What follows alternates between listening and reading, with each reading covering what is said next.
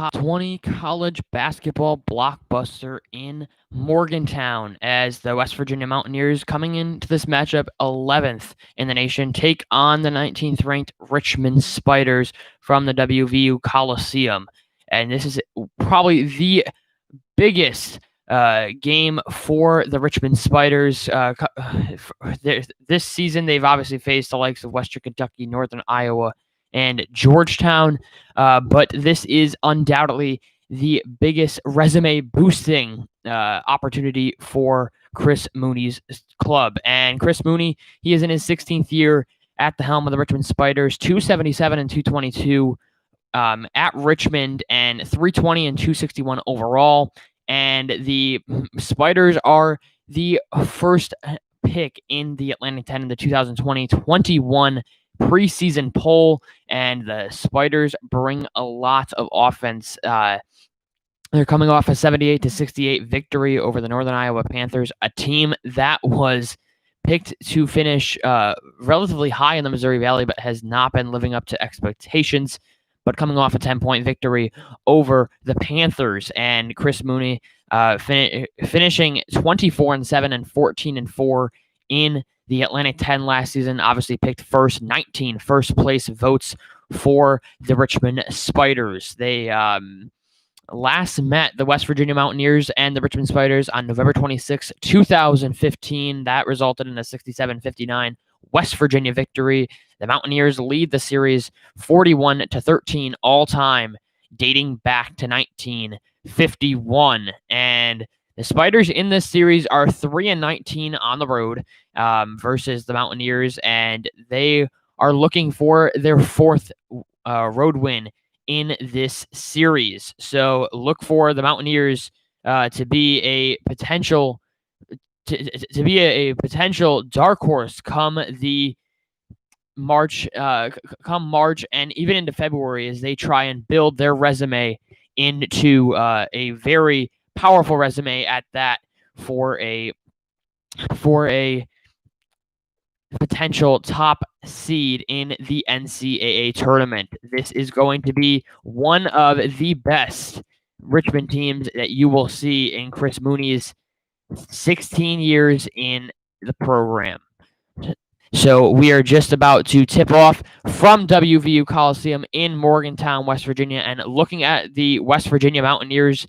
The West Virginia Mountaineers, obviously led by 14th-year head coach Bob Huggins. He has built a name for himself, not only at WVU, but for the entire during his entire coaching career, and in all of Division I, and even at the Division II level at Walsh. Huggins coming into this game at 294 and 159 in his season at West Virginia. So first half tip is just about to get underway between West Virginia and Richmond, and the Mountaineers control the tip, controlled by Miles McBride. Miles McBride, the sophomore from Cincinnati, averaging 13.7 points per game. McBride goes inside through heavy traffic. He lays it in for the score. The starting five for the Mountaineers: Emmett Matthews Jr., the junior from Tacoma, Washington, and going back to the starting five for Richmond: Grant Golden, Tyler Burton, Nathan Kayo, Blake Francis, and Jacob Gilliard. The first offensive possession for the Spiders, and it's stolen away by West Virginia, by the Mountaineers, and here comes McBride. Miles McBride from the elbow. That won't fall. Here come the Spiders, and the Spiders, under Chris Mooney's two NCAA tournament bids, a Sweet 16 in 2011. That's from the top of the key. That won't fall, as the Mountaineers defense will reset. And two Sweet 16s, two-time NITs. Mooney playing his career at Princeton from 1990 to 94. West Virginia from the top of the key. No, that won't fall. Here comes Grant Golden, the graduate from Winchester, Virginia. He brings size and versatility, and he'll lay it in for the first points for the Richmond Spiders. And Grant Golden, 15.3 points per game, 6.5 rebounds per game, and almost 4 assists per game. So this is a well-rounded player for Chris Mooney's squad. Miles McBride gives it inside. Derek Culver, the Big 12 preseason all honorable mention, which honestly, I believe that Derek Culver, inside the quick cut by Richmond, as that was the nice lay-in by Jacob Gilliard, the 5'9" senior from Kansas City, Missouri. Derek Culver gives it inside. WVU loses the handle. Inside, that's stolen away by Miles McBride. Here come the Mountaineers once again. They'll set in their offense. And bullying up the glass, West Virginia ties it back up at 4. And that was Oscar Chiebwe, the 6'9" sophomore from Lubumbashi, Congo. He was named to the preseason All Big 12 team. Here's Golden. Golden trying to find someone.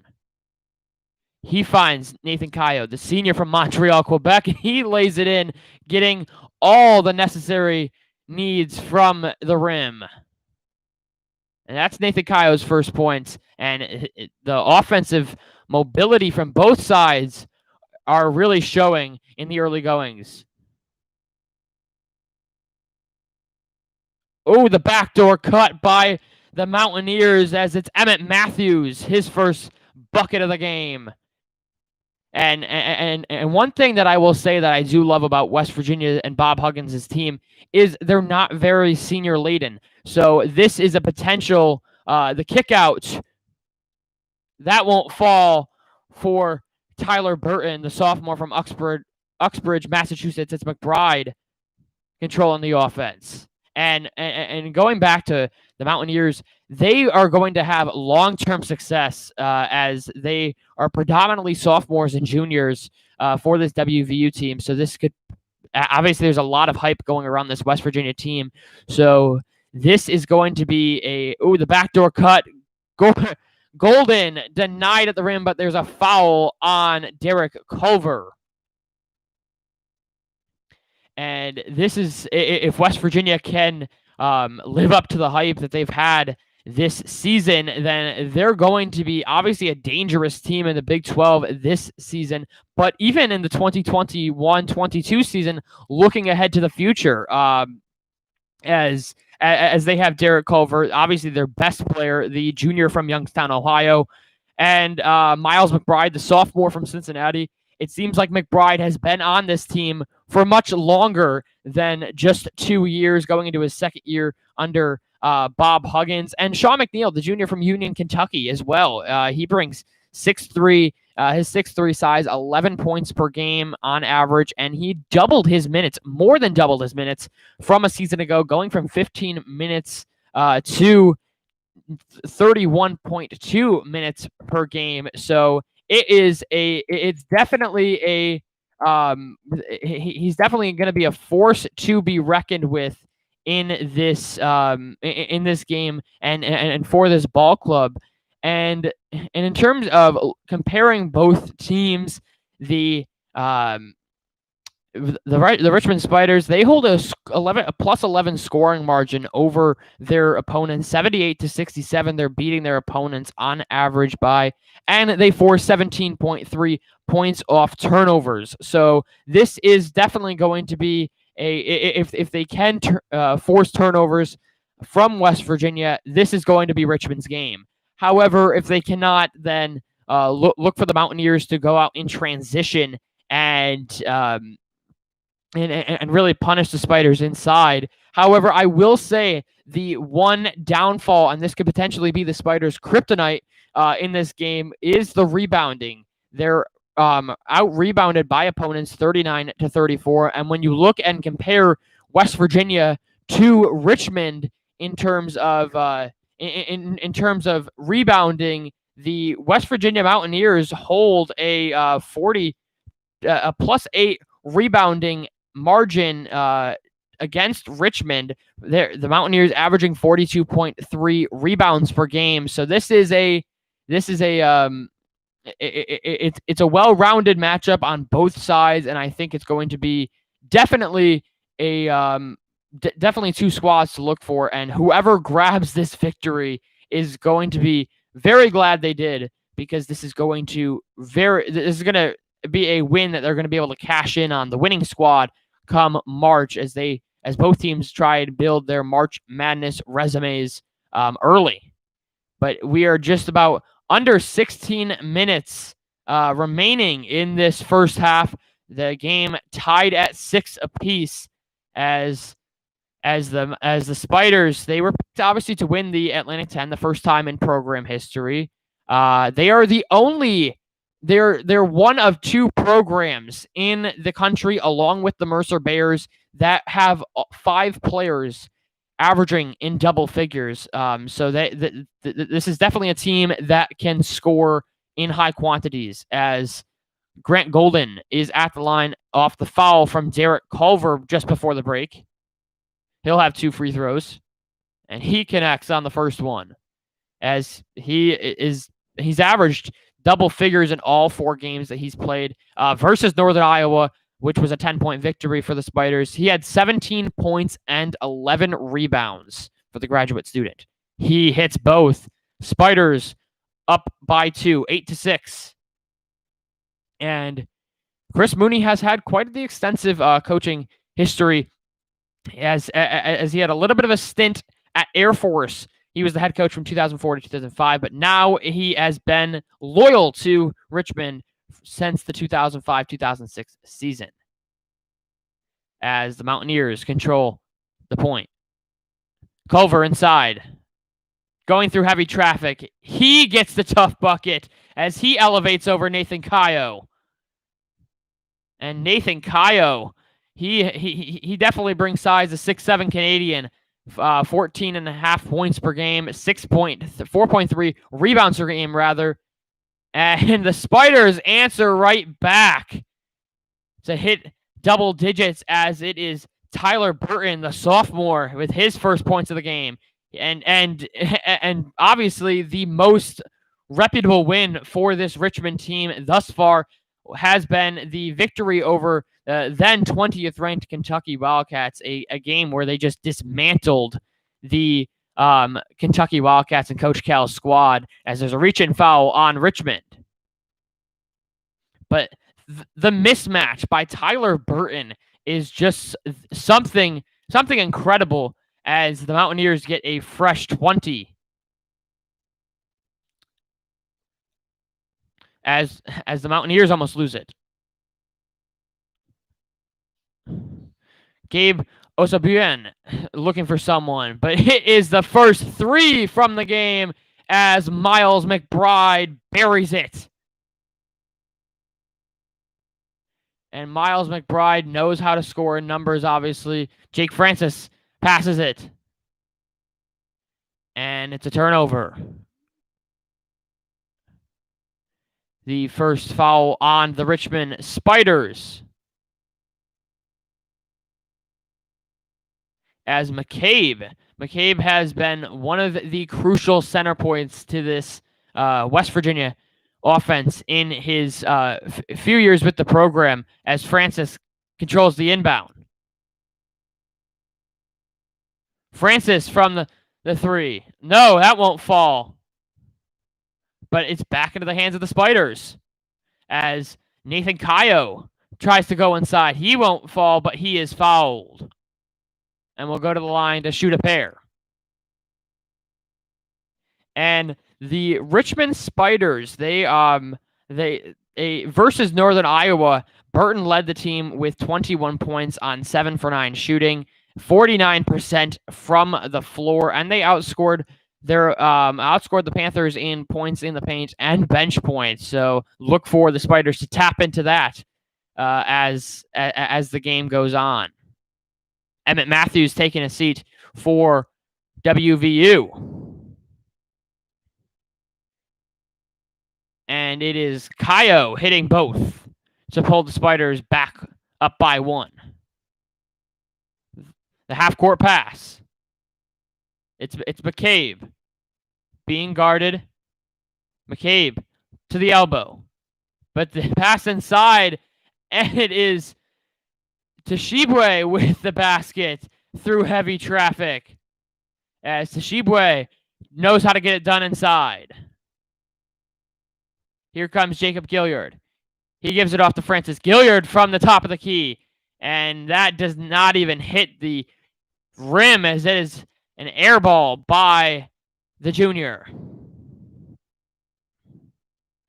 And Jacob Gilliard, the senior from Kansas City, Missouri, the smallest player on the court for Richmond and for both players, as he stands at 5'9", but knows how to share the ball. But it is the West Virginia Mountaineers feeling it early from downtown. Sean McNeil, the 6'3" junior, getting the three-point splash. Golden giving it off to Gilliard. Gilliard, the backdoor cut. But it's Kayo from the weak elbow. He books it. Nathan Kayo getting it done. He has 6 points as he's perfect from the field. McCabe trying to go inside. McCabe gives it off. As it is another basket by West Virginia, as this West Virginia offense is clicking. As that was Sherman, as West Virginia 8 for 11 from the field early on. Golden almost losing it. It's stolen away by McCabe. McCabe, here comes the Mountaineers in transition. McNeil going to the basket and using the glass and his physicality. The Mountaineers up by 6. McNeil, 5 points early on. It's Kayo being guarded. Passes it off to Gilliard. Gilliard gives it off to Francis. And Francis being guarded heavily, almost having his pocket picked. That won't fall. No. Kayo trying to go with the rebound. That won't go, and that's into the hands of McCabe. McCabe running the point. He's being guarded. Pull up. That won't fall. Here come Golden and the Spiders. Golden knows how to rebound. 6.5 rebounds per game. He put up 11 versus Northern Iowa. And that's off the hands of Richmond, and Grant Golden looking almost confused as we look at the turnover and in transition basket by Sean McNeil, using his physicality, as the Mountaineers have an early 6-point lead, 20-14 over the Richmond Spiders. And the keys to victory for both sides, the keys to victory for Richmond, and that's winning the battle on the glass. We mentioned that the Richmond Spiders are being out-rebounded by an average of 5 rebounds per game during their 5 contests for on the season. So they need to win the battles on the glass. And this West Virginia team is undoubtedly one of the best rebounding teams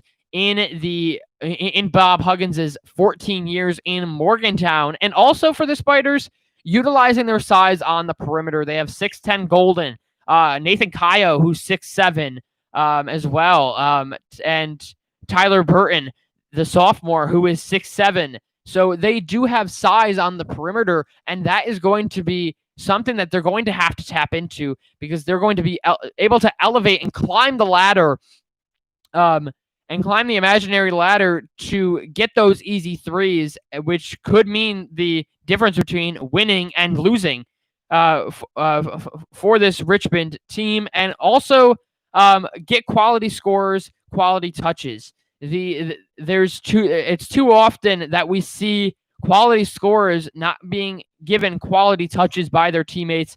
They make the loose pass, or they make a senseless 3-point shot even early into the shot clock. That can be said for pretty much anyone at any level of this of college basketball. And I definitely think that they're going to have to utilize their size and get their quality scores, quality touches, and quality scores for Richmond being Grant Golden, Nathan Kayo, Blake Francis, Tyler Burton, Jacob Gilliard, and even Andre Gustafsson, the junior from Helsinki, Helsinki, Finland, rather. He's averaging 6 points per game, but he's shooting 80% from the floor. And Gustafsson knows how to score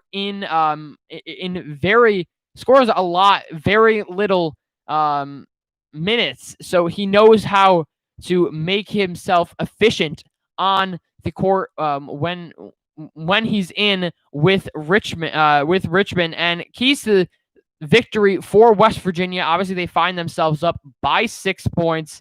Make the 3-point shots. They shot a dreadful 25% from downtown and the 3-point line in a victory over North Texas, a 12-point victory over the Mean Green, and also forced turnovers, which will result in fast break points. They're incredible against the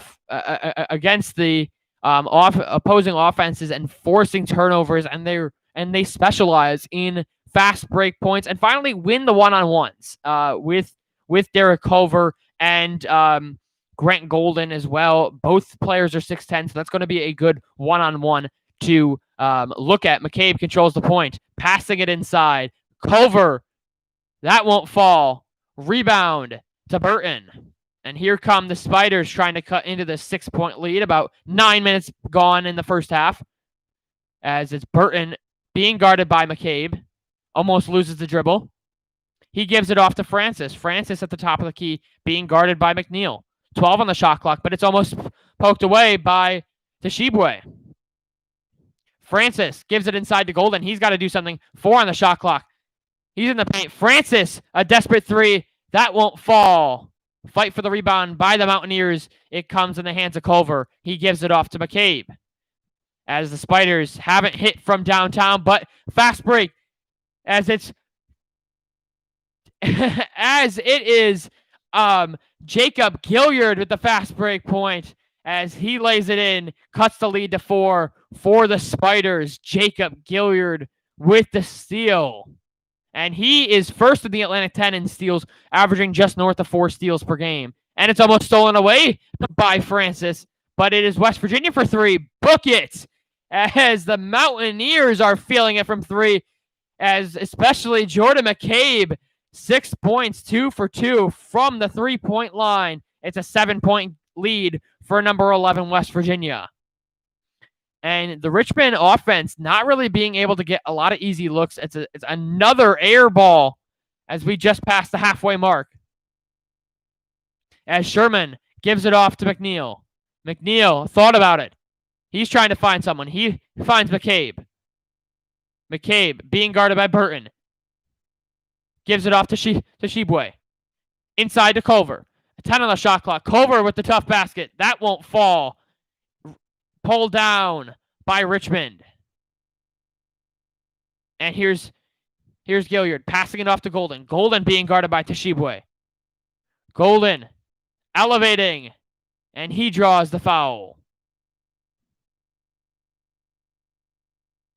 As it is an offensive foul on Golden, and the Spiders racking up the turnovers early on. 5 turnovers by Chris Mooney's squad, and that's a key to victory for West Virginia, forcing those turnovers and getting points off turnovers as McNeil takes a necessary breather.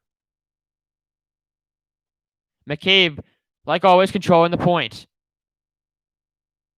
Back into the hands of McCabe. He's being guided by Gilliard. Inside to Sherman. Sherman gives it off to Culver. Culver into Tshiebwe. Tshiebwe, heavy traffic, but gets it in and out for Tshiebwe as that hits the back iron. It is now Francis being guarded by Gilliard.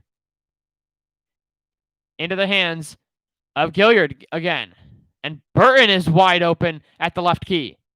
Francis going inside. Into the paint. He'll drive it in as Blake Francis lays it in. And it's stolen away. No, that won't fall. The turnover, and it will stay Richmond basketball. but great steals by Jacob Gilliard. 2 steals on the game, and he is a pesky player for the senior from Kansas City, Missouri, getting it done and really allowing himself to hit the deck when needed. Gilliard will inbound the ball. 8.5 to play. 25 on the shot clock for Richmond. As McCabe goes to the bench. Francis gets the inbound pass. Being guarded. The backdoor cut, and it is a foul on West Virginia, and the Mountaineers racking up the fouls. That's their 4th foul on WVU, and the Spiders will go to the free throw line.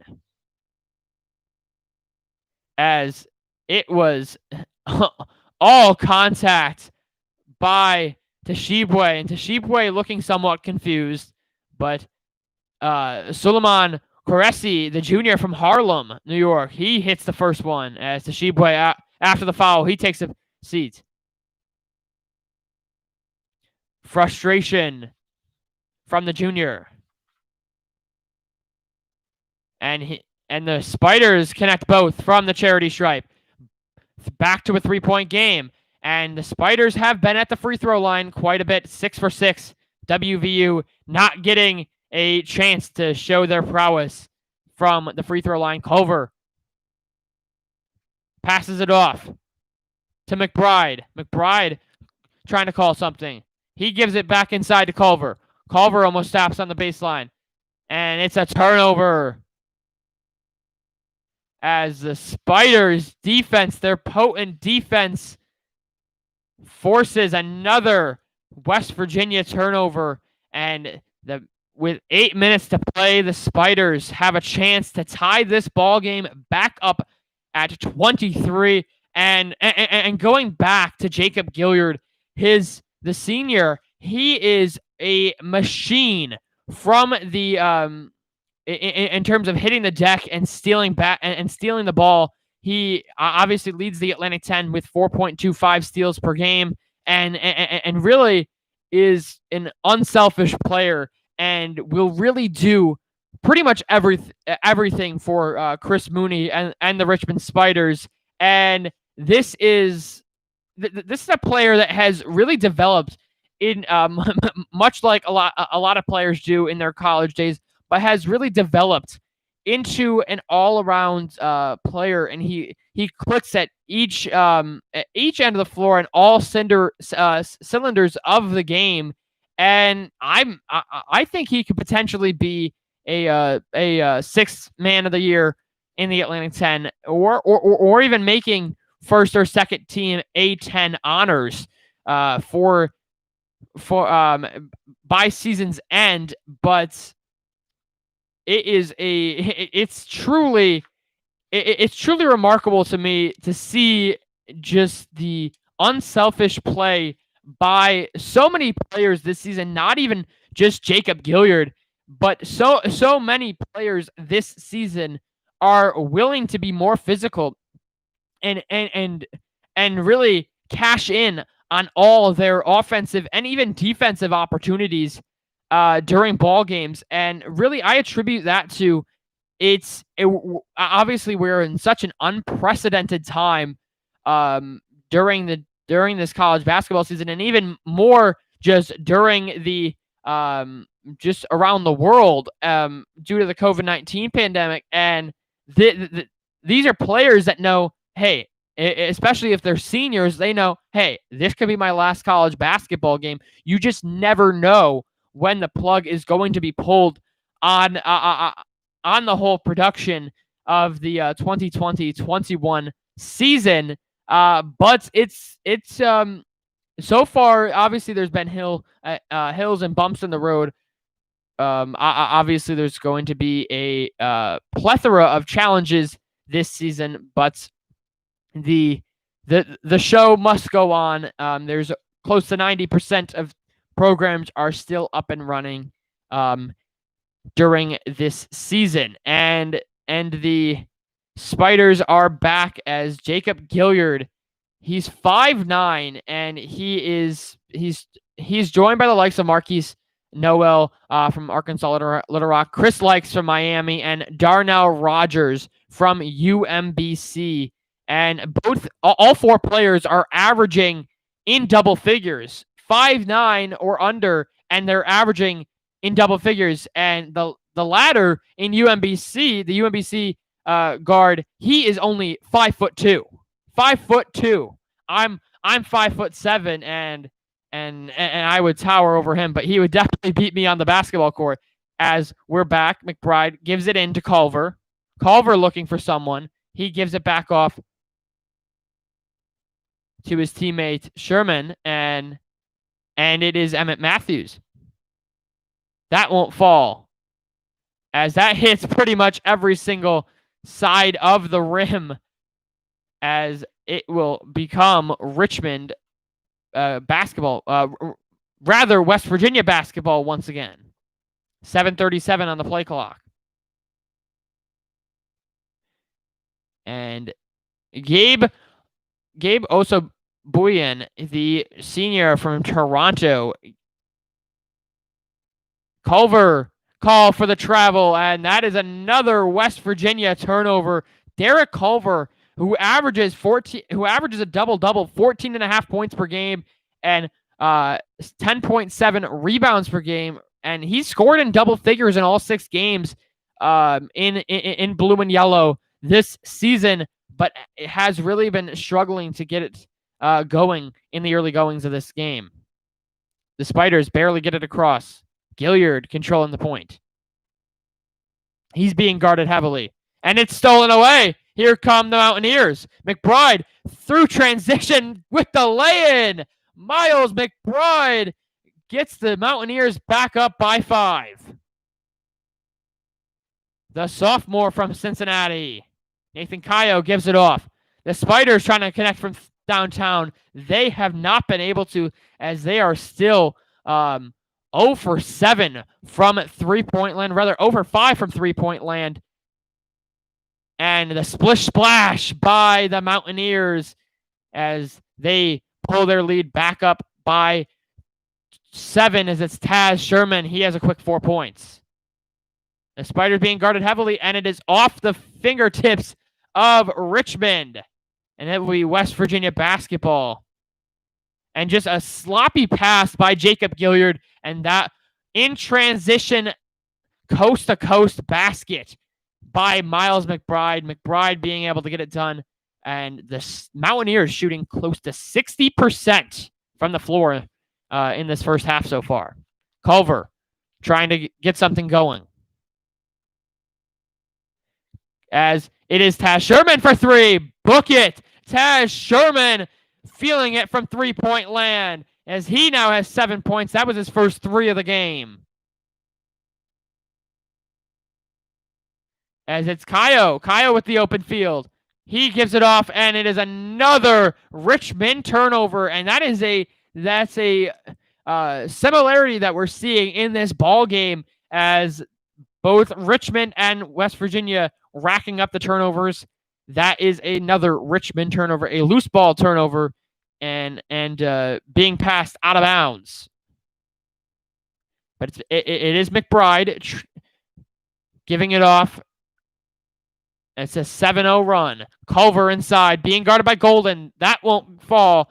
The 6'10 guard not being able to get it over Golden. And it's Francis almost having his pocket picked by McBride. And Golden has to fight for the rebound, but it is off the back of Derek Culver.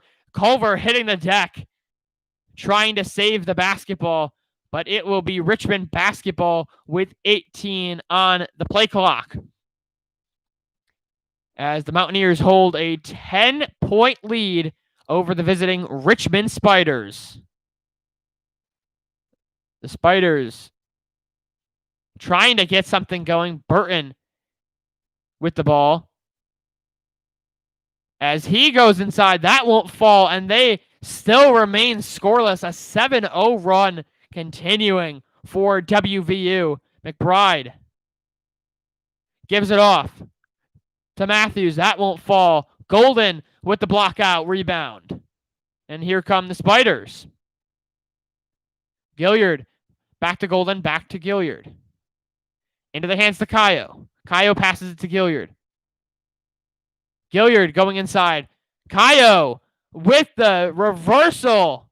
And that finally ends a 7-0 scoring run by West Virginia. How will the Mountaineers respond? McBride gives it off to McNeil. Into the hands of Emmett Matthews. Back to Osabuanye. And it's McBride from the weak elbow. He hits it. Miles McBride elevating for the score. Miles McBride, 3 for 4 from the field, 6 points. And back-to-back baskets for Richmond, as that was Blake Francis, the senior from Herndon, Virginia, 6 foot, 13.8 points per game. He leads the team in minutes with 36.5. As it's Miles McBride once again using the glass. It's back to a 10-point lead for West Virginia. Under 4 minutes to play. Gilliard giving off to Golden. Golden thought about the three. He won't take it. Francis going inside. Off to Burton. Back to Kayo. Kayo off to Gilliard. Gilliard for three. Book it. Jacob Gilliard. The first three of the game for Chris Mooney's squad. He has 7 points and 2 steals. How will the Mountaineers respond? McBride wants to go for three, and he hits it as well. The threes are falling for both clubs as Miles McBride gets in double figures. 11 points for the sophomore from Cincinnati, Ohio. As the Spiders have numbers, West Virginia gets back. As it's taken away, WVU has numbers. Emmett Matthews controls. He gives it off to McNeil. McNeil, the lightning rod pass into Tashibwe. Tashibwe will make it a 12-point game as the Spiders are going to take a timeout as West Virginia and Tashibwe gets it done, but it is all Miles McBride. He is feeling it from three-point land. The Mountaineers are up by 12, and the Mountaineers know how to get it done from three-point land. Obviously, the game against North Texas was the exception, only hitting 25% against UNT. But this is really something special as the Mountaineers are really getting it done on all ends of the court, forcing these turnovers, and that was the key to victory for West Virginia, and it is showing. They're up by 12 in the late parts and late portions of the first half, and if you're Bob Huggins, you have to be liking what you're seeing from Taz Sherman as he's starting to heat up from the inside. Miles McBride especially. McBride is feeling it from all pockets and offensive pockets on the court. He just obviously hitting the three to make it a 12-point game, and this is a team that is going to, I think, be obviously in the Big 12. They're talking about Baylor, and they're talking about Kansas, obviously, and they're talking about how Shaka Smart finally has his first true, real team in Austin, Texas. But I don't think that they are giving WVU a lot of credit. Obviously, they're 11th in the nation. They're ranked higher than Texas, but it is not really the credit that Bob Huggins' team deserves. Because I truly believe that this is better than WVU's 2010 Final Four team. And obviously in his 14 years in Morgantown, Bob Huggins has had so many good teams. He's had Sweet 16 teams, 4 Sweet 16 teams at West Virginia, and he's had multiple success at Cincinnati as well. He made it to 14 NCAA tournaments with the Bearcats, coaching them from 89 to 2005, and bringing them to 2 Elite Eights. So this is a Bob Huggins. This is a Bob Huggins that we're obviously accustomed to seeing, but he is obviously going to be really a force to be reckoned with, and I think could potentially be up for Big 12 Coach of the Year if the Mountaineers can continue to hold their own and be really the offensive go-getters like they are in the early goings of the season. But Miles McBride really making the splish splash. On the season, he's 31%, but he's 71% today in helping West Virginia. Obviously, the 31% three-point percentage, that's worse than the Big 12, but right now they're shooting north of 70%. As Golden gives it off to Francis. Francis from the weak elbow. That won't fall, as Francis could have easily driven that through the lane, but here come the Mountaineers trying to extend their lead. McNeil being guarded by Francis. McNeil, yes, book it, as Sean McNeil feeling it. 7 points for the junior from Union, Kentucky. Golden trying to get something to go. He ends up blocking foul. Blake Francis drawing the foul on Derek Culver, and Culver having a frustrating afternoon for WVU. That's now 5 team fouls on West Virginia, as Richmond is almost close to going into the bonus. Here is Blake Francis for 2. And that, the unlucky roll. He can't get that one to fall. And Blake Francis really going back, he obviously is a senior from Hendron, Virginia. 13.8 points per game, but he's only 6 foot. One of the shortest players for Chris Mooney's squad, as he connects on the second free throw, pulls the Spiders back within 13. McBride, he's had the hot hand, being guarded by Burton. He gives it off to McNeil. Inside to Culver. Culver finally breaks the seal, and that is a much-needed basket by Derek Culver, the junior from Youngstown, Ohio.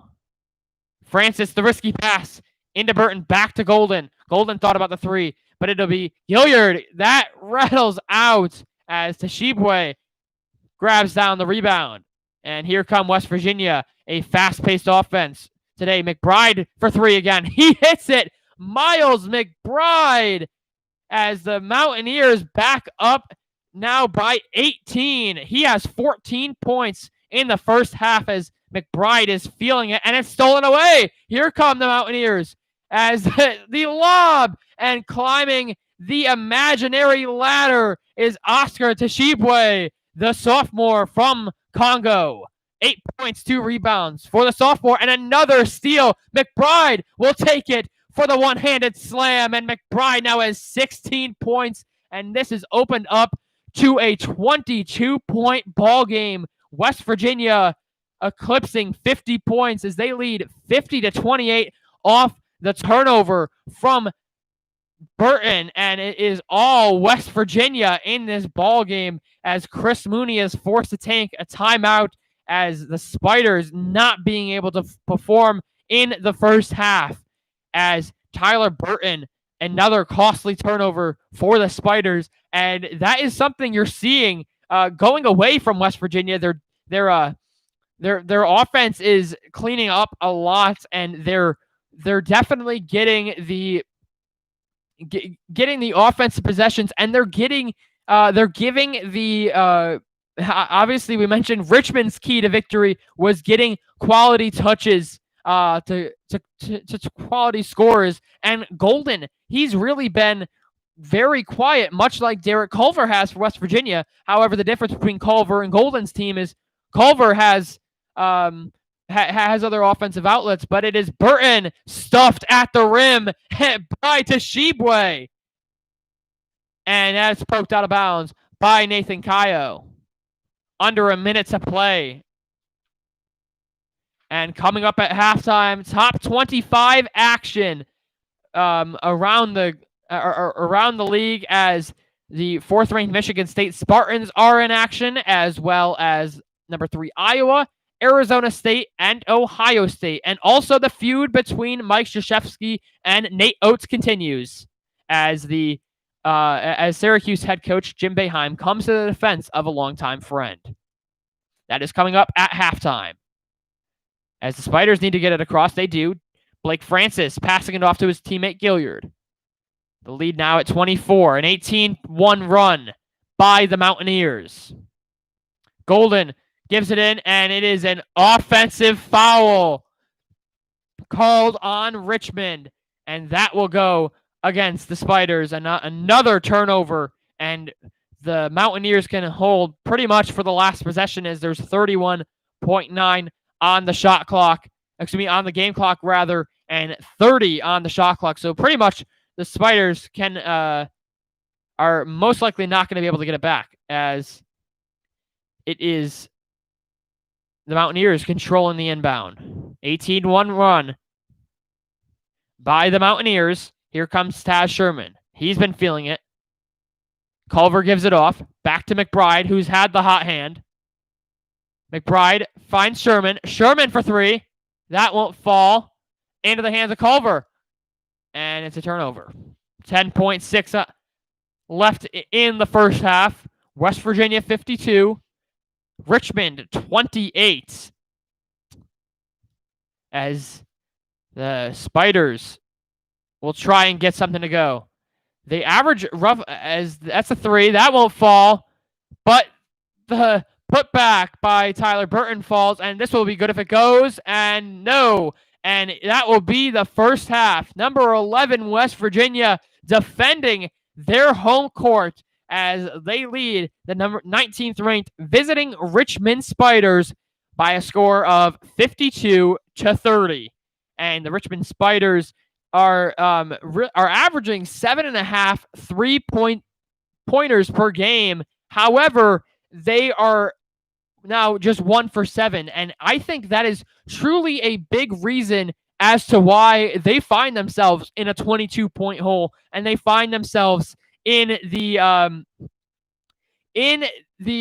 such a huge deficit as the Mountaineers close the half on an 18-3 run. 18-3, obviously by Miles McBride. McBride has been feeling it. He has 16 points in the first half, and he's been lighting it up from 3-point land as the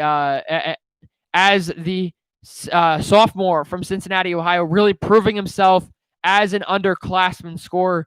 But elsewhere around Power 5 conferences, as the 4th-ranked Michigan State Spartans being hosts to the Oakland Golden Grizzlies. The Golden Grizzlies looking for their first win of the game of the season, really, and it is not looking good. They were only down by 4 points at the half, 44-40 against the 4th-ranked team in the nation. But the Spartans and Tom Izzo and company have been able to really open it up in the second half, outscoring the Golden Grizzlies 44-28 in the second half. The Spartans really getting it done on all cylinders and are obviously being led by the likes of Rocket Watts. And elsewhere in the top 25, coming up in about just 10 minutes, the 3rd-ranked Iowa Hawkeyes and Luka Garza, 34 points. He had a 34-point outing against in-state rival Iowa State just the other night. They will take on the visiting Northern Illinois Huskies. The Huskies 0-4 on the season, much like Oakland in the previous game that we just mentioned, looking for their first win of the season. But it's going to be a tough task against number 3 Iowa. And also at 4 o'clock, number 22 Ohio State looks to stay perfect against Cleveland State, as the Buckeyes know how to get it done on all cylinders. And Chris Holtman's squad is truly a sleeper, I believe, in the Big Ten. Cleveland State looking for their first win as they come in at 0-2. And the potential trap game, as the Arizona State Sun Devils did lose to San Diego State, as the upsets have been pouring in throughout the entirety of the early parts of the season, and the Sun Devils, who were truly hyped up, they were with the Christopher brothers and Remy Martin, and they obviously have been facing some pretty top quality opponents. However, they have another test as they will be staying in state, taking on the Grand Canyon Antelopes. The Antelopes, for me, I think are a potential dark horse to take down New Mexico State in the WAC this season. And I know that is a very hot take, as the Aggies have seemed quite quite untouchable for a better part of a decade in the WAC. But I think this might be the year that we finally see someone other than New Mexico State represent the WAC in the NCAA tournament. And obviously, due to COVID, the highly anticipated number 2 Baylor Bears and number 13 Texas matchup obviously being postponed due to COVID-19 issues within the Baylor program, and that putting a postponement on that game as well. And number 5 Kansas game against Tarleton State being canceled due to issues regarding COVID. And finally, the 18th ranked Virginia Cavaliers also having COVID issues, their game against William and Mary being postponed. However, moving on to the scary scene from Tallahassee, Florida, yesterday, as the Florida Gators were visiting in-state rival number 20 Florida State, a game in which the Seminoles would end up winning. However, it is the event that happened on the court in the first half that had Gators, Seminoles, and people all across the country quite emotional, as Keontae Johnson, the SEC Player of the Year, collapsed on the court coming out of a timeout. He scored a basket, and the Gators were in a timeout, and he collapsed, losing consciousness. He was carted away and is now still in critical but stable condition at a local Tallahassee hospital. However, it is scary moments like these that truly make you treasure what you have for the time being, and truly anything can happen. So wishing Keontae Johnson, the Florida Gators basketball family, Keontae Johnson's family, as well as him, a speedy recovery, and hopefully it won't. Hopefully it'll be a quick road to recovery for the Florida Guard. And also, in the world of college basketball, we saw a plethora of upsets as number 6 Illinois and Io Diomaso was taken down by the Missouri Tigers. It's their first loss to an unranked opponent this season. They're obviously their second loss coming to the second-ranked Baylor Bears in that blockbuster Jimmy V Classic matchup. But the Baylor Bears being able to take down Illinois, and Illinois lost obviously the loss to an unranked Missouri team. However, Missouri, if they are not ranked by tomorrow when the Week 4 polls are released, then there is truly something wrong with the polling industry in college basketball, because Missouri deserves to be ranked. They've taken down number 6 Illinois. They've beaten number 21 Oregon, and they've beaten the likes of Western Kentucky, and really they're 5-0, and I think this is potentially their best squad since that 2012 team that was infamously upset by Norfolk State in the first round of the NCAA tournament. Elsewhere, sticking in the SEC, the Kentucky Wildcats, a team that is really getting all the spotlight, but for all the wrong reasons, as they stand at 1-4. Most recently losing, they're on a 4-game skid, and are 1-4 for the first time since the 84-85 season.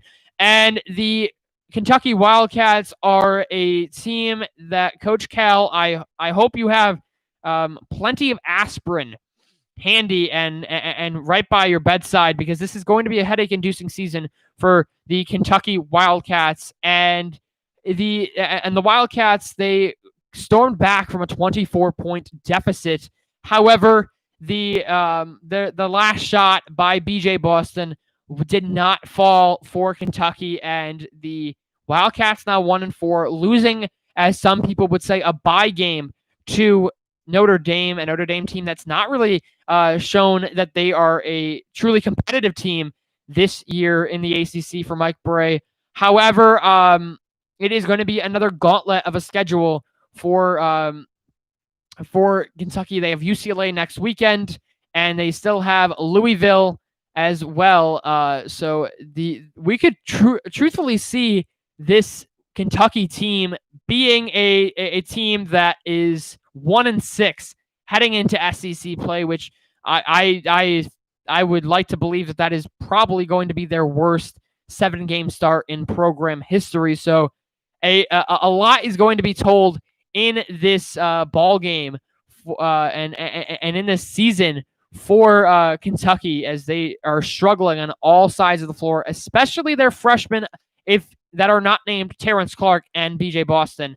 And finally, the fiasco, as Coach Mike Krzyzewski from the Duke Blue Devils was quoted as saying in an interview that it is not safe to play college basketball during a global pandemic. And he has received praise for this. However, if you are Alabama head coach Nate Oates, then you are not really that forgiving and not really that understanding of the legendary Hall of Famer. He said, and paraphrasing here, that Duke wants the NCAA to reassess the season because of early losses, as the Blue Devils stand at 2-2 on the early season. A move that has triggered a lot of fellow Hall of Famers, including Syracuse head coach Jim Boeheim, who came to the defense of Coach K, and Jim Boeheim saying, in essence, know your place. Nate Oates, the former coach at Buffalo, who did great things with the Bulls, basically know your place. As a young coach, having the audacity to call out the likes of Coach K and this Duke program, a guy that has really poured his heart and soul into the Duke program, and has, if he wanted to reassess the season, to have them reassess the season because they're not doing well, he's had rough patches in his career. But in doing so, he's also won 1,100 games during his stint at Duke. So I have to agree with Coach K and Coach Boeheim on this in their response and rebuttal to Nate Oates. I just don't see it as not so much in your place kind of thing, but really, if you're gonna come at a Power 5 coach and a Hall of Fame coach, nonetheless, be sure to have your facts and all your ducks aligned, because unlike Nate Oates, Coach K has a plethora of connections for this team throughout his extensive 40+ years in college basketball, and it's just foolish of Nate Oates to be to really question the likes of Coach K. But back to we have a potentially future Hall of Famer coaching his team to a 22-point first half lead, as the West Virginia Mountaineers and Bob Higgins and company are leading the visiting Richmond Spiders 52-30. Miles McBride feeling it from in the air as he's cashed in on a few lobs, and obviously having the hot hand from beyond the arc as the sophomore is feeling it, and he has 16 points from the first half. Can he continue? I think this will be a much West Virginia could potentially open this up even more in the second half if they can get Derek Culver, the junior from Youngstown, Ohio, going, as Culver really has sort of struggled. It did struggle in the first half. So the second half, getting ready to go from WVU Coliseum and in Morgantown, West Virginia, and the Spiders. The Spiders are obviously Tyler Burton led the Spiders in that win over UNI. However, I am really scratching my head as to why the Spiders are struggling from 3-point land, as Blake Francis is the only player that has a three for Chris Mooney's team, and this is going to be a very telling second half. And obviously, like mentioned in the pregame, whoever comes out of this victorious, this is going to be a critical and resume boosting victory. That I truly believe that both squads are going to be single digit seeds come Selection Sunday, and this is whoever wins this is going to catapult themselves in the top 25 rankings tomorrow. If WVU wins this game, then I truly believe that they're going to be a top 10 team come tomorrow. And if Richmond wins this, I believe that they're going to be maybe not a top 10 team because they did not beat a top 10 team. However, definitely a top 15 team, as the Mountaineers are a heavily loaded squad that this is a definitely reputable win. And now going back, if both teams lose, then the I would see that the Mountaineers probably fall into either 14th or 15th, and if the Spiders lose, probably fall into 22nd, 23rd, or maybe even out of the rankings. But it is the start of the second half from WVU Coliseum in Morgantown, West Virginia, and the 3-point ball has been falling for West Virginia, and this is the West Virginia team that is the worst team in 3-point shooting in the Big 12 Conference. They're only 31% from downtown, which is worse than the Big 12, but they have been feeling it and have been flooding the court with 3-point baskets, and they are shooting 66% from the floor compared to Richmond's 42%. They're being out-rebounded 15-12. However, the points off turnovers are crucial for West Virginia. They are forcing a lot of turnovers that have been giving the WVU a lot of fast break points, 15 points off turnovers. WVU ended the half on a 18-3 scoring run. Burton gives it inside, and it is Kayo getting the offense going and that will be the first points. He now hits double digits with 10 points. Nathan Kayo, 4 for 5 from the floor. And that's his fourth game with more than 10 points. McBride, who had the hot hand, gives it inside. McNeil, back into the hands of Emmett Matthews. Emmett Matthews Jr., the junior from Tacoma. 6'7", McBride from 3. And he'll pick up where he left off using the glass. Oh, and they will call it a long 2 by McBride as his foot was inside the arc. But nonetheless, a basket for McBride. Matthews guarding Francis. Gilliard gives it off to Burton. Burton, can he get it to go? No. As the block out by Kayo. Kayo going inside. That won't fall. Here come the Mountaineers. McBride running up fast on the court. He gives it inside. Culver looking for someone, being guarded heavily. And he draws the foul on Richmond. The first team foul of the second half by the Spiders. And that will go against Nathan Kayo, putting Derek Culver at the charity stripe.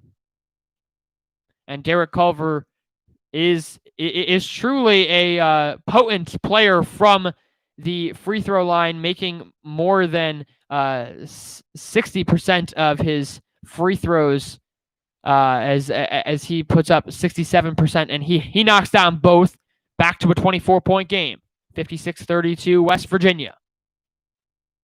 Gilliard gets it across half court. Golden, and a blocking foul. That will go against WVU, and it will be called against Sean McNeil. The first foul of the half for WVU. Gives it to Golden. Grant Golden controlling the point. Gilliard back to Golden. Golden going inside, being guarded by Toshibwe. And the struggles continue as Tshiebwe hits the deck. And that will go against Richmond as Tyler Burton using his physicality to tie up Tshiebwe. But it will be a foul on Tyler Burton. Back with WVU. McBride controlling the point as he'll dribble across half court, being guarded by Blake Francis. Blake Francis, he heated up in the latter parts of this first half. It's Tshiebwe looking for someone. He gives it off to McBride. 11 on the shot clock. McBride being guarded by Francis. Into the hands of Culver. Culver going inside, doing the shake and bake, but Tshiebwe gets it to go after being rejected by the backboard. The Mountaineers with their largest lead of the game at 26. Oscar Tshiebwe hitting double figures. Golding gives it back to Kayo. Kayo being heavily guarded by Culver. Now by Tshiebwe. The double team. And there's a foul on West Virginia. That will go against Derek Culver. He now has 2 fouls and has really had the quiet night. Player that averages 14.5 points per game, being held to just 6 in as we were about 2.5 minutes left in this gone in this second half, rather, as the Spiders connect on their first free throw. Off the Culver.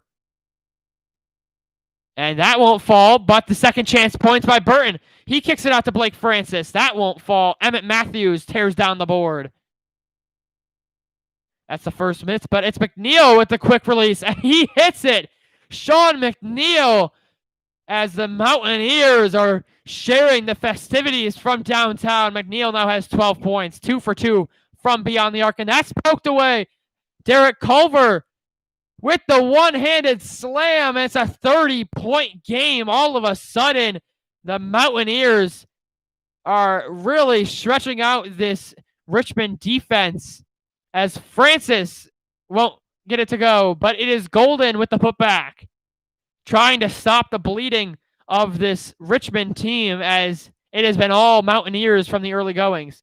Emmett Matthews, that won't fall as he tried to lob it up to Tshiebwe. Here come the Blake Francis. He gives it off. No, that won't fall. And the fast-paced offense by both sides as Miles McBride is saying, yeah, we're going to take our foot off the gas. Culver now with 7 boards. He has the ball. Gives it off to McNeil. McNeil, who just had the hot hand, now gives it off to Emma Matthews. 12 on the shot clock. As that's poked away. Back into the hands of Gilliard. Gilliard gives it off to Francis.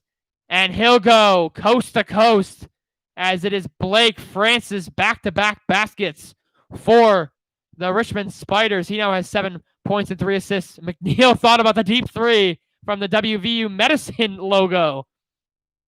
But he'll refrain. McBride gives it off to McNeil. McNeil being guarded by Burton.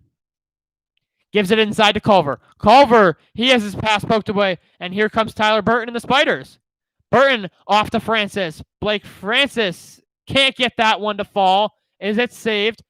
But into the hands of McNeil, and West Virginia will reset. Richmond still 1 for 11 from downtown. They averaged 7 threes a game. McBride looking at Emmett Matthews wide open from the left side. McBride thought about the 3. He'll give it up, but it is Golden tearing it down with the steal, and here come the Mountaineers, the Spiders. Blake Francis for 3. That won't fall. The 3-point struggles continue, and it's a tussle as the Emmett Matthews hitting the deck, being hit accidentally by his teammate, Derek Culver. But it is Derek Culver with the 2-handed slam. The Mountaineers up by 26, 63-37. And it is clear that West Virginia has picked up where they left off. The Mountaineers obviously getting it done inside and outside on the perimeter. And Sean McNeil, he really has, he's not a player. Obviously, he's averaging double figures, and but he is a player that has really developed. And in his third season in Morgantown, he now knows his role. And I think that's why McNeil is getting so many more touches, and the junior guard has doubled his minutes. And you saw him with the little splish splash from 3-point land to put himself over to eclipse himself over the double figure mark. But I truly believe that this is going to be a player to watch in the Big 12, and there's so many players to watch in the Big 12 this year that it goes without saying that we're any college basketball fan is in for a treat if you're watching Big 12 basketball, especially this West Virginia team, as they have really just been taking it to Chris Mooney's squad all afternoon. And Richmond, I mentioned before, a big component into why they're in a 26-point deficit is their 3-point shooting.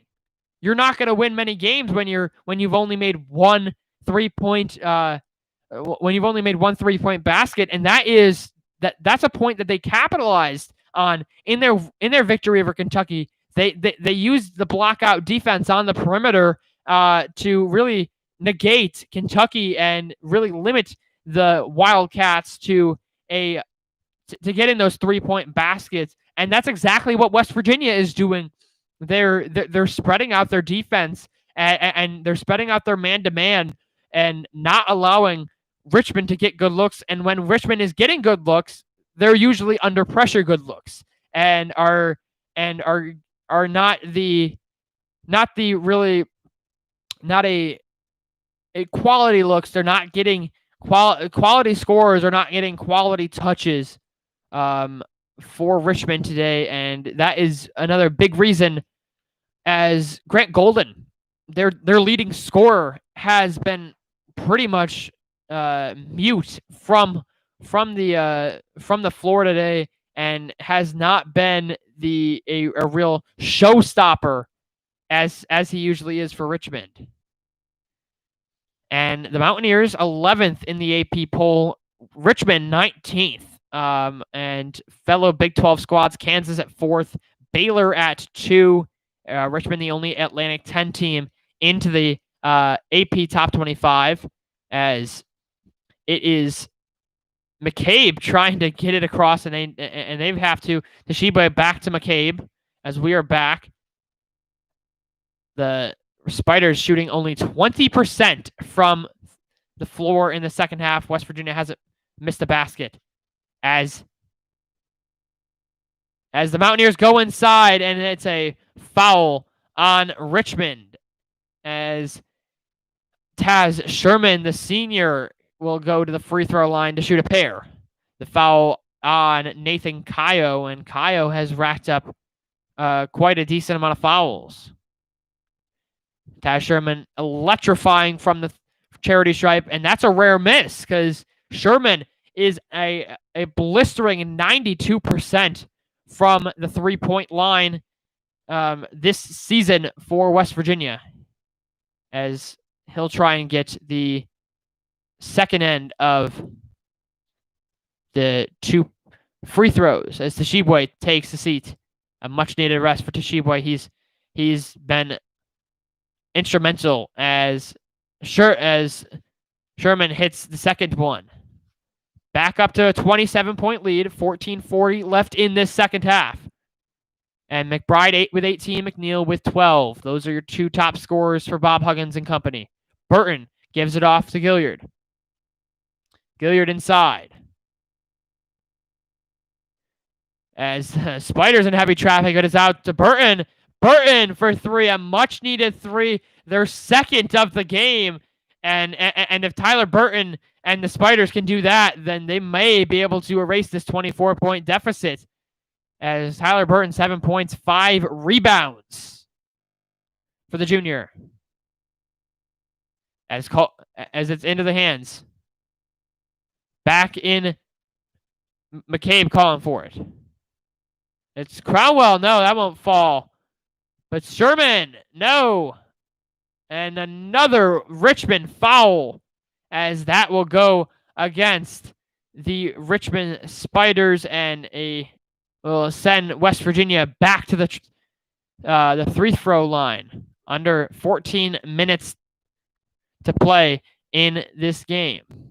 Jalen Bridges, the 6'7" freshman, getting his first looks at the game from West Virginia, keeping his talent in the state of West Virginia.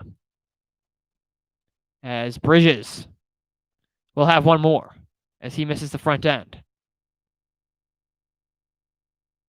And he misses both. Burton with the board. Almost swiped away by Cromwell. As Richmond will run it up. That won't fall, but a reach-in foul and will be called on West Virginia as they now have 3 team fouls. So the quick-paced offense that we are being so used to seeing sort of taking a bit of a step back as Andre Gustafsson, the junior from Finland, is at the free throw line, shooting a pair. Trying to really cut into this lead as he hits the second one. Lead down to 23. A little bit of offensive mobility by this Richmond team as McCabe is trying to get free as he's being trapped out.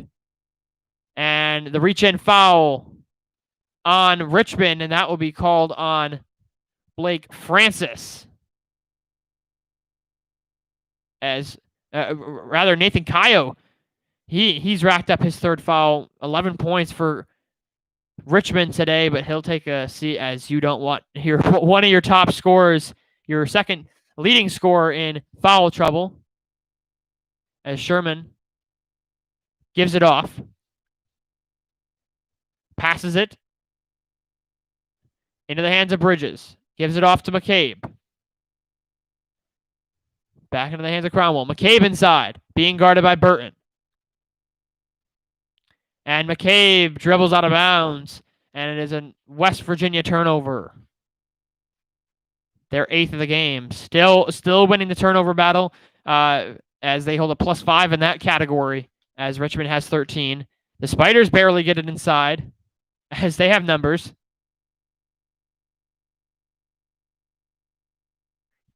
Kicks it out to Golden, and Golden. That will be a foul on Richmond. Another turnover and offensive foul called on Grant Golden.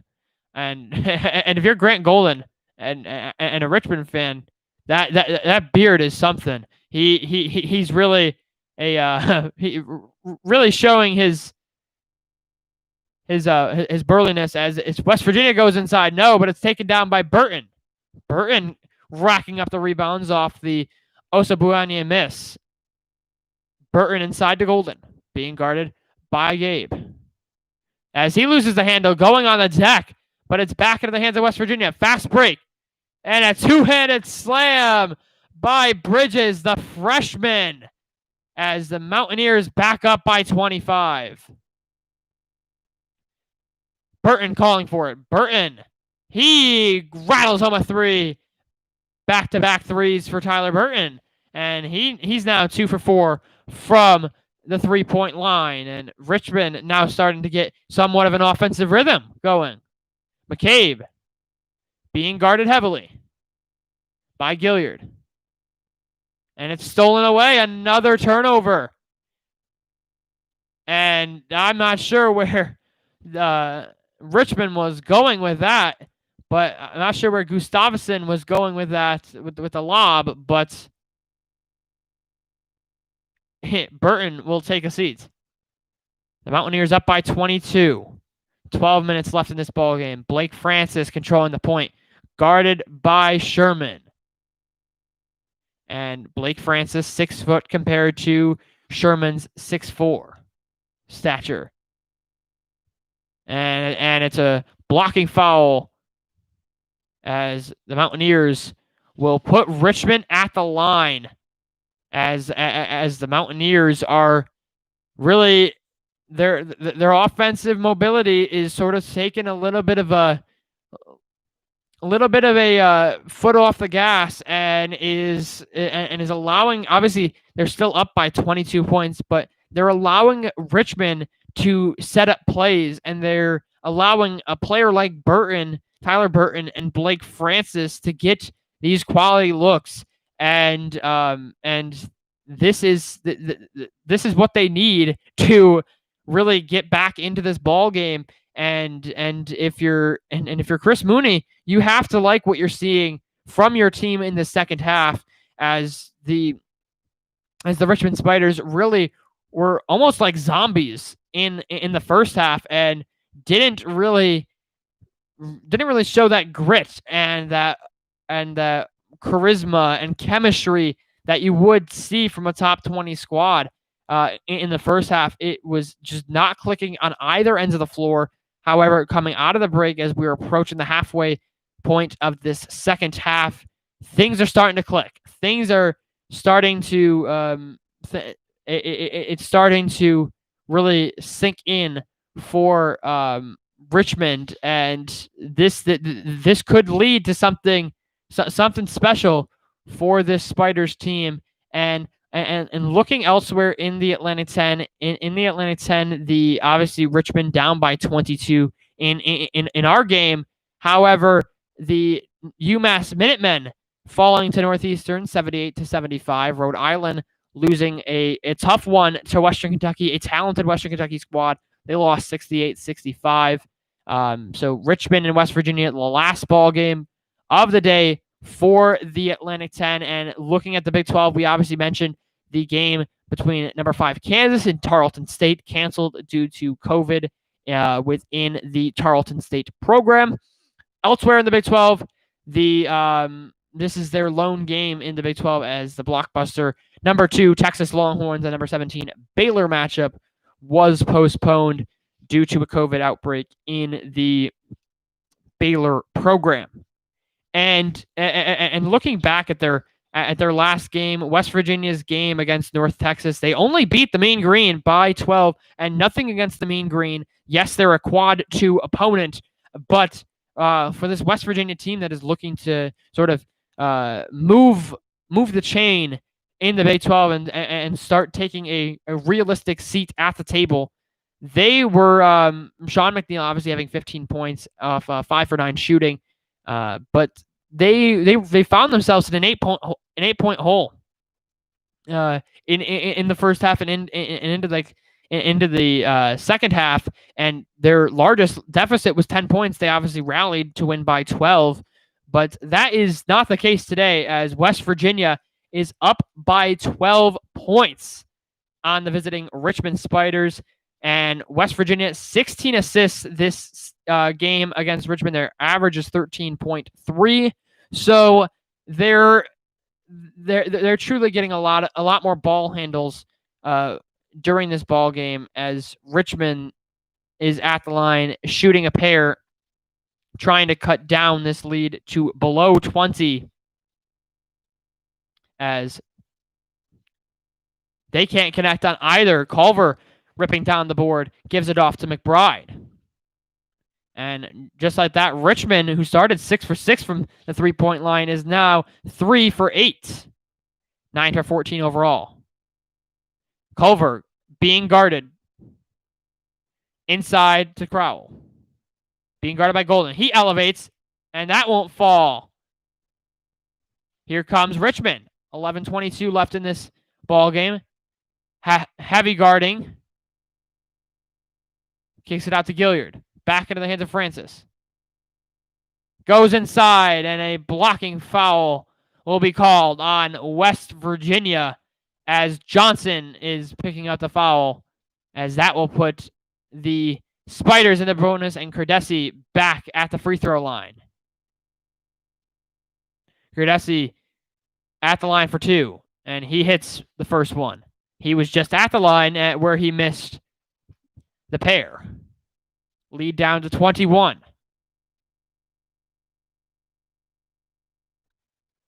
He connects. Lead down to 20, 66-46. Burton back into the game for Chris Mooney, as Suleiman Qureshi will take a seat. The Mountaineers spreading out their offense. Crowell has numbers. Kicks it out.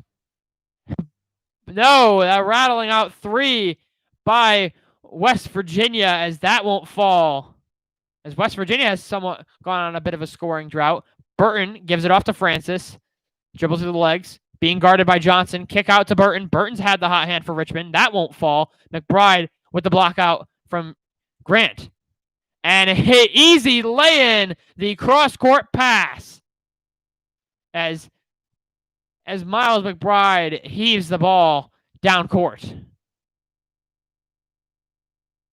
Miles McBride, 18 points, 3 assists as he cashes that in. Gustafsson. Now Burton inside. That won't fall as Burton hits the deck. McBride coming away with the board. Culver going inside. And he is fouled by Tyler Burton. And that will be another foul. And that's their 7th team foul of this half. Burton and Kayo now in foul trouble as both players have 3 fouls, as it will be 2 shots for Derek Culver. He hits the first. And what I love about Derek Culver is his ability to stick with a shot. He's really developed, because when you would watch him as he hits the second one, is when you would watch him in his freshman and even his sophomore campaign, you wouldn't see the grittiness, and now you are, as he hits double figures, 10.7 rebounds, close to a double-double, as Kayo comes into the game for Burton, into the hands of Golden. Francis with the 3. That won't fall. Toshibwe with the block out. Here come the Mountaineers. The Mountaineers trying to get something going. As it's in the hands of McBride. Thought about giving it off to Johnson. Almost passed away. Toshibwe inside, being guarded by Kayo, and he can't get that to fall. Almost getting called for the over the back. Here come Richmond. Down by 24. Francis with the ball. Gilliard gives it off to Golden. Golden being guarded by Toshibwe. Here's Gilliard. That won't fall. Culver blocks out Gustafsson. Culver, the 6'10 junior, really elevating over the 6'4 Gustafsson. Here comes McBride, approaching 9 minutes to play. McBride going inside as he can't use the glass. Inside. Francis for 3. Book it. Blake Francis. As the Spiders now really getting an offensive rhythm, but is it too late? As Blake Francis, who averages close to 14 points per game, and he has now 10. Almost stolen away. McBride goes in for the easy score. He now has 20 points as the lead blossoms to 23. 72-49. McBride 9 for 11. But the easy answer by Richmond at the other end. Here comes Johnson. And the scoring leaders for the Spiders, Kayo with 13 and Blake Francis with 10. McBride thought about the 3. 9 on the shot clock. The Mountaineers have to do something. Gives it inside. That won't fall. Toshibwe with the board. And he lays it in. Oscar Toshibwe not giving up as he gets the second chance points. He now has 12 points as he has really become a prolific scorer, and it is a foul on the Mountaineers, as that will be their 7th foul of the game. But Oscar Toshibwe, a player that only averages 7.7 points per game, now has 12, and he's actually underneath his rebounding average. He averages 8 rebounds per game, and he only has 5 in this ball game today. But that second chance basket by Oscar Toshibwe has the Mountaineers up by 23, as the Mountaineers are really taking it to really taking it to Richmond inside However, on the contrary, Richmond is now starting to get an offensive flow going from beyond the arc, and that's really being playing a crucial part into why this is not a 30 or 40 point game, and instead it's a 20-point game for Richmond. However, it is Derek Culver also as well that is getting sort of starting to heat up a little bit, as he has 10 points and 7 rebounds, almost with a double-double. He averages, he's been in double figures for all 6 games, as mentioned before, but the star player of the night right now for WVU has to be Miles McBride. The sophomore, he has 20 points in this ball game on 9 of 11 shooting. He only averages 13.7 points per game this season, and he had 17.7 rebounds and 7 assists versus the Georgetown Hoyas, which was a victory for the Mountaineers. But I stand corrected. I was sort of, I will say that I was hesitant on McBride in the early goings of the season in their games against in their game against Gonzaga and in their game against North Texas, but McBride has really been lighting it up from all ends of the floor, and I really like to see him continue that as we approach Big 12 play, which is just a couple days away. And like I said before in this broadcast, West Virginia is going to be is going to play a pivotal role in this Big 12 race, and I truly believe that a lot of people are sleeping on West Virginia this season. So who knows for what's in store for the Mountaineers. And the Mountaineers up big on Richmond as the Mountaineers lead by 23, 74-51 with just under 8 minutes to play from WVU Coliseum. Burton, who is in foul trouble, along with Kayo, who is at the line to shoot a pair. Nate Kayo, who is averaging 14.5 points per game, bringing his Canadian talent to the city of Richmond, as he'll shoot 2. Trying to cut into this lead, and he uses the back glass and lays it in for the first one.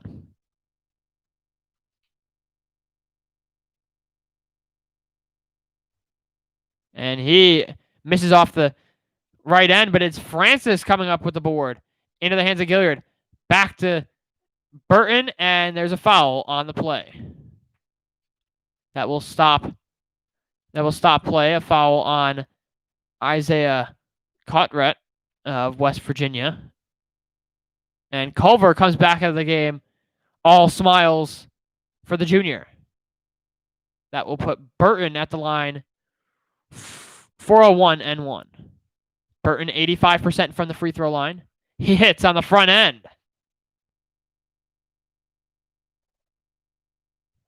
And it's clear that the Mountaineers are going to diminish as Burton hits both free throws, are going to diminish the plus 11 scoring differential that the Spiders hold this season.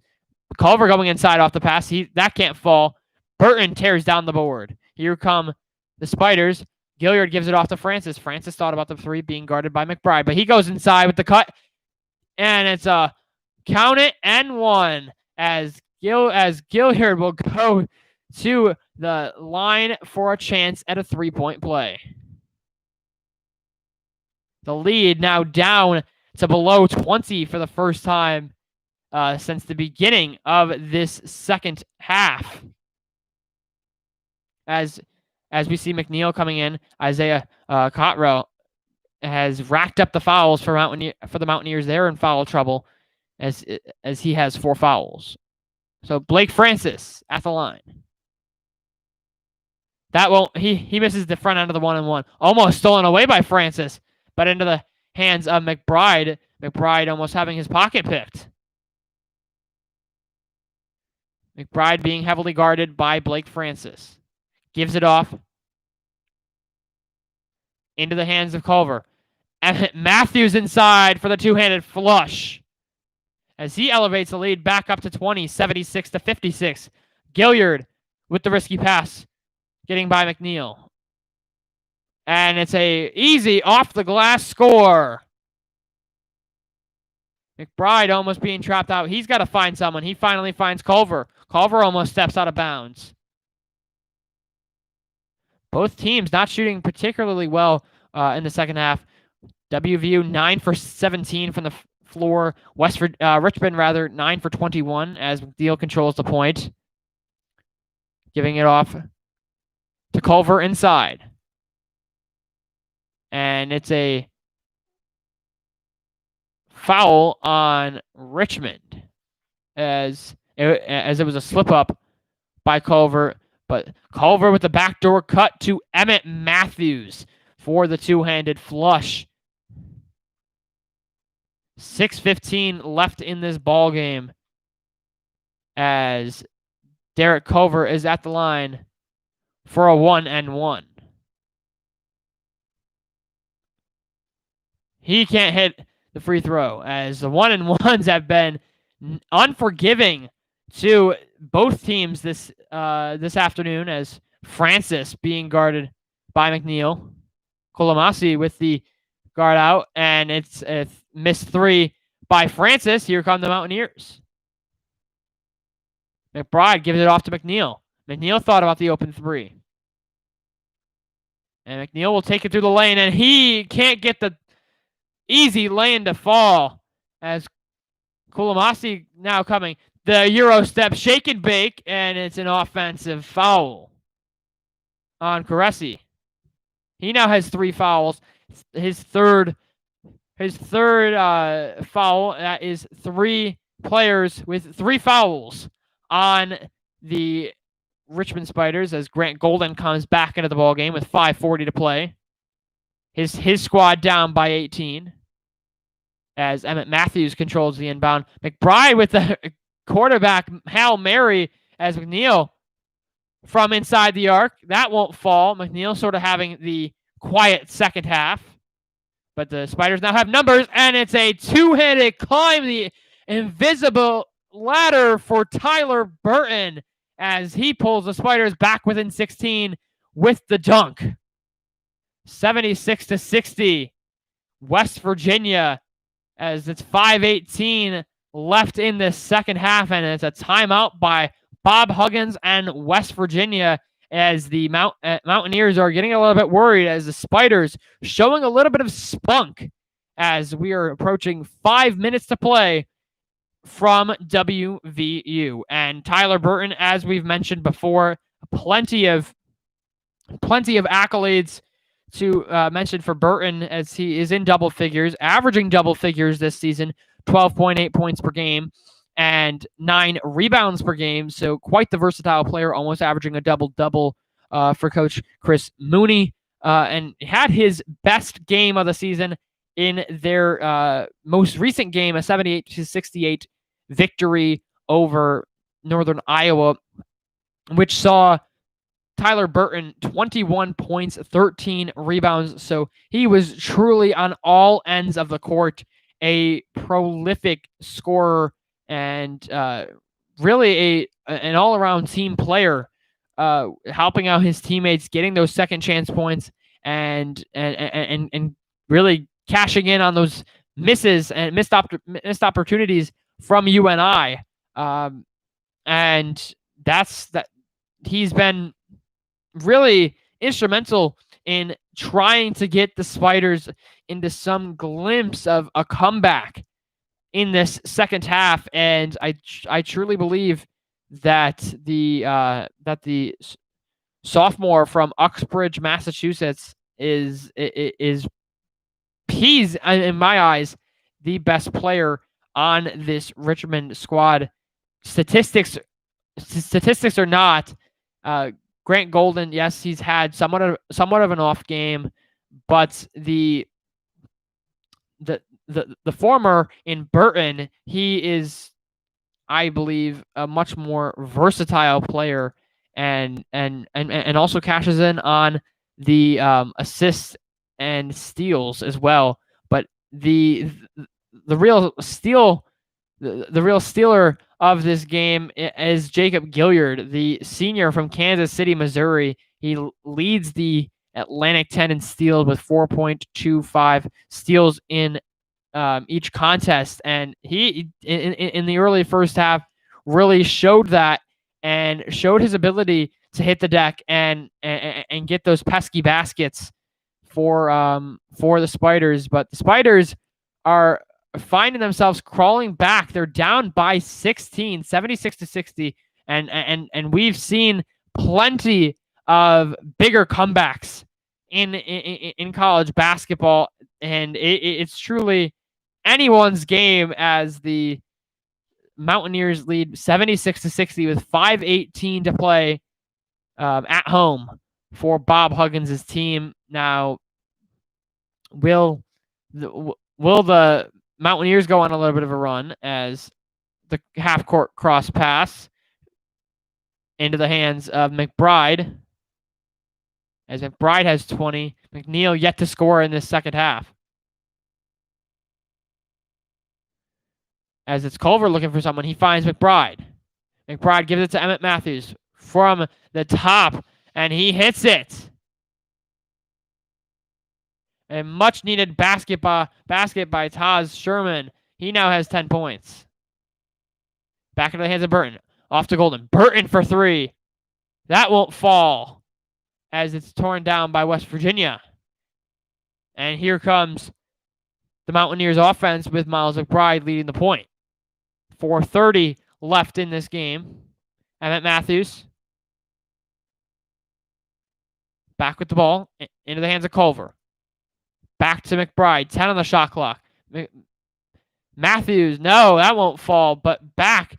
Another second chance point as it's into the hands of Sherman. Another offensive opportunity for the Mountaineers. It's Derek Culver now in having a double-double, 10 points, 10 rebounds. And the Mountaineers are shooting well above their seasonal averages of 40% from the floor and 31% from three-point land, both of which are the worst in the Big 12. They're shooting 58% from three and 60% from the floor as Sherman hits the first one. Back to a 19-point game. Gustafsson comes in for the Spiders to give his teammate Kaio a reliever. As the Mountaineers are shooting 60% from three. From the free throw line, rather. Sherman connects on both.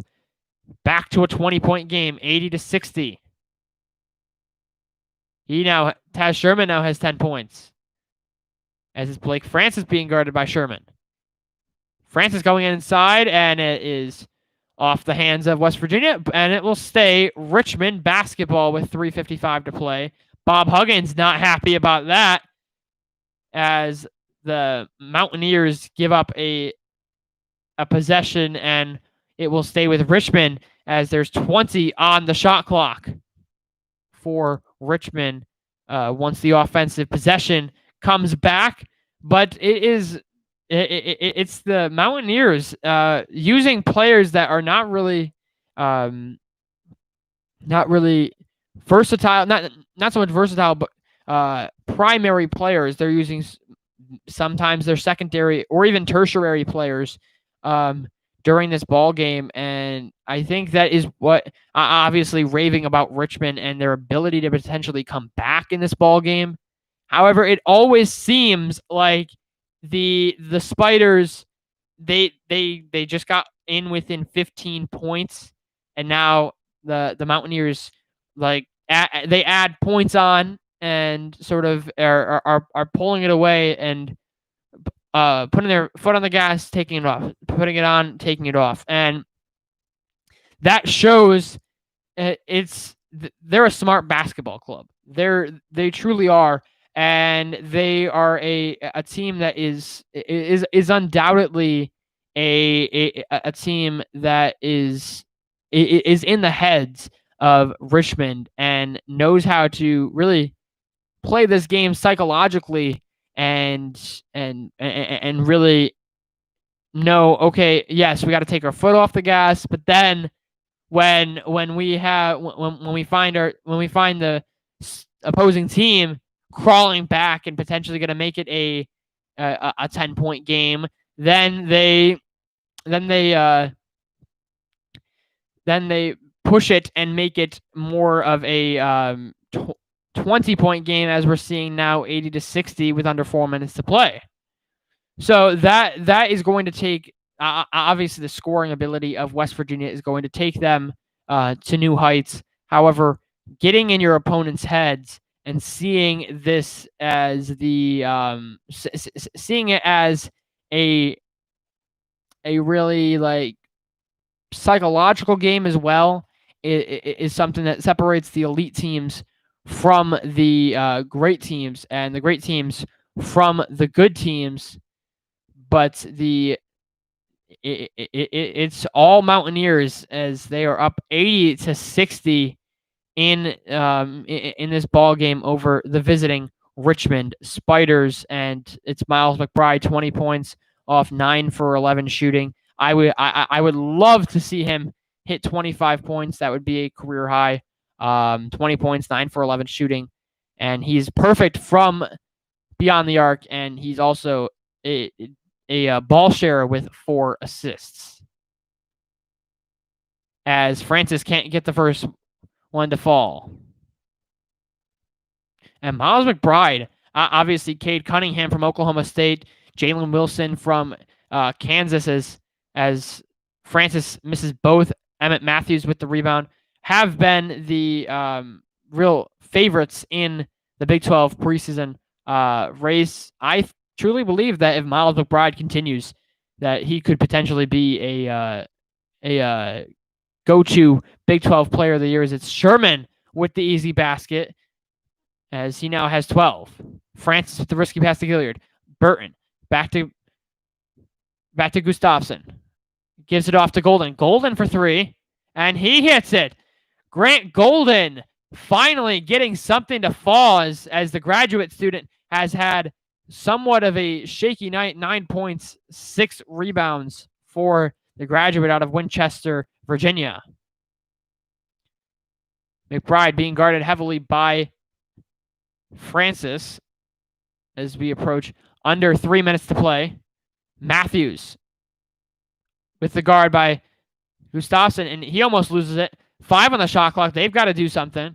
McBride, and they get it off in time. Sherman for 3. Book it as it's a late in the shot clock basket by Taz Sherman. 15 points for the Mountaineer as he gets it with only 1 on the shot clock, but it's Gustafson. That won't fall. Culver with the rebound as we are now 2.5 minutes to play. The Mountaineer lead up to 22, 85-63 as McBride controls the point, being guarded by Gilliard. Now by Burton. 12 on the shot clock. McBride gives it off to his teammate. Sherman feeling it. No, that won't fall. Golden using his size to tear down the rebound. As here comes the Spiders. Blake Francis, the quick release 3. That won't fall. Burton with the rebound. No. Golden tips it out. Francis, another try for 3. No, that won't fall. And 4 missed opportunities for Richmond as the Mountaineers come away with it with 1:42 left on the game clock. McBride now controlling, and the Spiders have just shot 21% from the 3 line as the reserves start to come in for both clubs. Francis and Golden going to the bench for Richmond. Matthews Jr. going to the bench for West Virginia. A timeout by West Virginia as Nadaye goes will make his first appearance for the game for West Virginia, as it's Sherman with the board. Gustafsson going to the bench. But it's McBride. 90 ticks left on the game clock. McBride, the dribble inside. He thought about it. He'll give it up. Nadaye. He can't get the basket to fall. And a foul on West Virginia. And over the back. And it will be going the other way. Crabtree into the game for Richmond. Number 13 in red. 1:20 left on the game clock for Bob Huggins' team. Now, looking ahead for West Virginia, they'll move to 6-1 on the season. Another crucial victory for the Mountaineers, their first top 25 victory of the season. The Richmond Spiders, their undefeated season is over as they'll fall to 4-1. Crabtree hitting the first. And the Spiders, 4-1 on the season. So their undefeated season is over. And up next for Richmond, they will be back in action next Wednesday as they have another Power 5 squad on the schedule with the Vanderbilt Commodores. And Scottie Pippen Jr. For Vanderbilt has been quite electric for the Commodores in their lone game this season. But the Richmond Spiders will look to bounce back with the likes of Grant Golden, Tyler Burton, and Nathan Kayo, and will look to take down the host Vanderbilt Commodores. That game next Wednesday, December 16th from Nashville, Tennessee. As for the West Virginia Mountaineers, their next game is Big 12 play, as they will be back in action next Friday, December 18th, as they host the Iowa State Cyclones. This is an Iowa State team that was just met with the wraths of Luka Garza, and obviously they won't. West Virginia doesn't have a player like Luka Garza, but Iowa State looking to rebound from that loss to the Iowa Hawkeyes as McBride takes a seat. 1:20 left in the game from West Virginia, and it has been a tremendous time calling this game. First top 20 matchup of the season, as Crabtree hits both to make it a 20-point game. And he'll go right back on defense. McCabe gives it off. Number 20. Nadaye calling for it. Nadaye grabs it, going on the deck as it's a jump ball. It will stay with West Virginia as Moore going to the deck for Bob Huggins' team. 1:11 on the game clock, 22 on the shot clock for West Virginia. He finds Nadaye. An inside cut, and it's a slam, and that is what you love to see when a bench player and a reserve gets the basket. As Crabtree being denied the basket by Richmond as we are under a minute to play, but the easy drive in the lane as the Mountaineers, the dime by Nadaye, as that was 3 for West Virginia.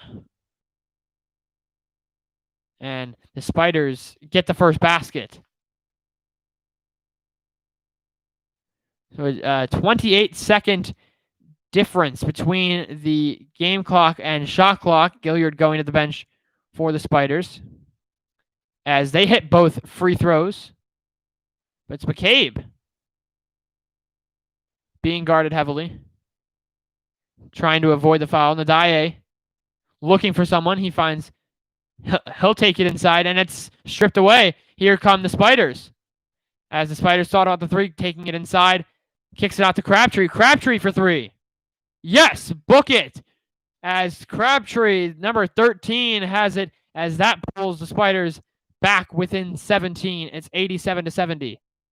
The Mountaineers for three. That won't fall. Rebound to Moore. Moore, as he stuffs at the rim, but he'll go to the free throw line with 27.8 left on the clock. Caressi picking up the foul for Richmond as the game clock will now be relied on, and the Mountaineers, their upcoming schedule for the Mountaineers, they have two really tough opponents coming up, and that's their obviously their biggest ticket game will be Tuesday the 22nd against number 5 Kansas, and on January 4th they visit an Oklahoma State squad, and as they miss both, they visit an Oklahoma State squad who obviously, yes, they're not eligible for postseason, but they are a 6-0, and Cade Cunningham, who is a potential number 1 NBA draft pick, has shown that he is one of a kind for the boys in Stillwater,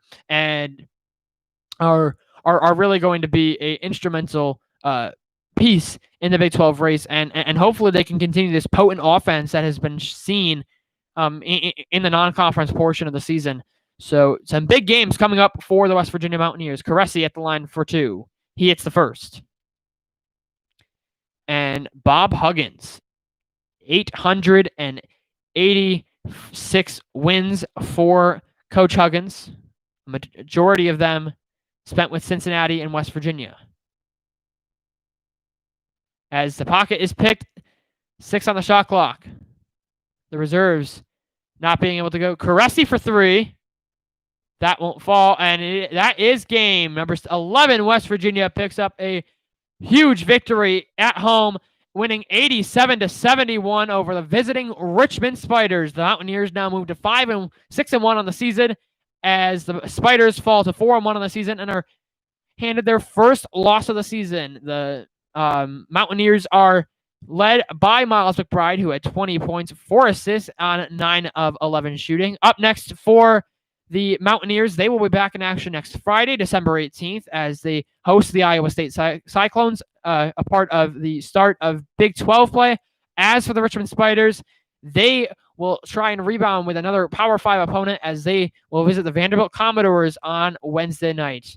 If you liked what you were watching, please subscribe to my channel, Courtside with Sam Barber. Until then, for Courtside with Sam Barber, I'm Sam Barber, and have a great day.